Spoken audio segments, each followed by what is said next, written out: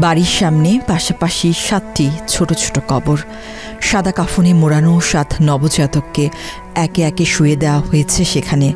যেন এই কবরগুলোতে শুধু 7 সন্তান নয়, মাটি চাপা পড়েছে এক দম্পতির দীর্ঘ 10 বছরের অপেক্ষা, স্বপ্ন আর আকাঙ্ক্ষাও। নড়াইলের সদর উপজেলার মাইজপাড়া ইউনিয়নের কালুখালী গ্রামে হৃদয় বিদারক এই ঘটনা ঘটেছে। বিয়ের 10 বছর পর একসঙ্গে 7 সন্তানের জন্ম দেন সালমা বেগম নামে এক গৃহবধূ। 4 ছেলে ও 3 মেয়ের জন্ম হলেও শেষ পর্যন্ত কাউকেই বাঁচানো সম্ভব হয়নি। রূপায়ণ lake castle, welcome to the land of piece. 7 মে বৃহস্পতিবার বেলা 11টার দিকে পারিবারিক কবরস্থানে দাফন করা হয় নবজাতকদের।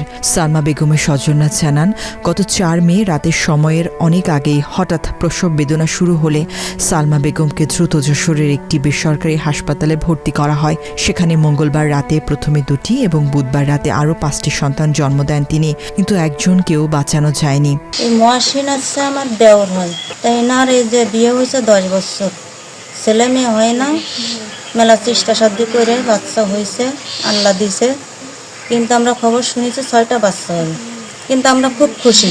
এলাকাবাসী, পাড়া প্রতিবাসী সবাই খুব খুশি, বাড়ির লোকজন, আত্মীয় স্বজন সবাই খুশি। কিন্তু এ বিষয়ে আল্লাহ নিয়ে গেছে, কিন্তু আমরা খুব দুঃখিত, খুব কষ্ট পাইছি। কিন্তু এখন তার আমার সে জাঁটা অসুস্থ, হসপিটালে আছে এখন সুস্থ কামনা করছি। আর সবাই দোয়া করবেন যাতে সুস্থ হয়ে যায়, সুস্থ হয়ে বাড়ি ফিরে আসে। চিকিৎসকরা জানান, সন্তানগুলো নির্ধারিত সময়ের অনেক আগেই মাত্র 5.5 মাসে জন্ম নেয়। প্রতিটি শিশুর ওজন ছিল প্রায় 200 গ্রামের মতো।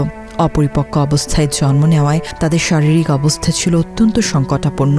শেষ পর্যন্ত কাউকেই বাঁচানো সম্ভব হয়নি। বর্তমানে মা সালমা বেগম যশোরের একটি হাসপাতালে চিকিৎসাধীন রয়েছেন।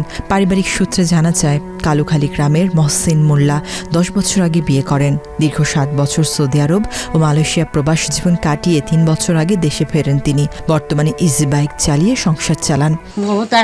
প্রথম সন্তান আছে, কত আশায় কত খুশি হয়েছে না, যে যা আল্লাহ যা দিয়েছে হোক, ওতে আমরা খুশি না, আমরা অখুশি না।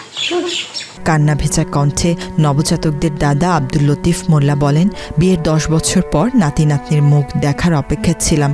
সুখবর আসার পর থেকে আর ছেলেও বউকে আর কোনো ঘরের কাজ করতে দেয়নি। আমি আব্দুল লতিফ, আমার ছেলে মহাসিন মোল্লা। আমার বৌমার পেটে 7টা বাচ্চা আছে, বাচ্চা 7টাই মারা গেছে। আমরা এ নিয়ে খুব দুঃখিত।